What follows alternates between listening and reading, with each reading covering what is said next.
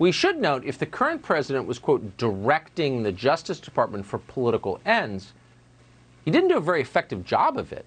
Robert Mueller spent millions of dollars, spent years, ruined many lives, purely as a favor to people who could not believe that Donald Trump really beat Hillary Clinton. This country might not survive another investigation like that. On the other hand, you've got to wonder how long a democracy can survive a leadership class like the one we have now. Sean Davis has followed this story from the very first day. He's the co-founder of The Federalist, and he joins us tonight with the latest. Sean, great to see you. I'll spare you the congratulations on how you've been vindicated in your suspicions. Some of us have. What do we know now? What has been confirmed that was written off just a few weeks ago as Russian disinformation? Well, I think the most important thing that's been confirmed is that the Biden family is being criminally investigated by federal authorities for a whole host of issues: tax evasion, money laundering, potentially fraud, racketeering. Back in October, when the New York Post and other outlets, including the one I work for, published that, we were suppressed, we were censored. Big tech tried to shut us down.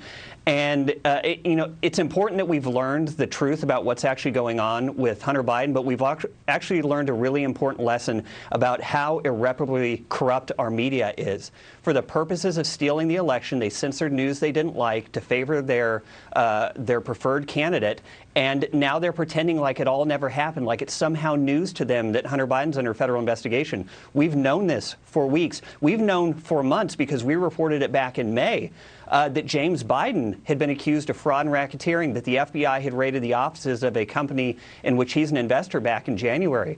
And yet the corrupt media, for the sole purpose of getting their guy elected, suppressed and censored that information for months. And to me, that's almost as big a crime as whatever Hunter or Jimmy B did.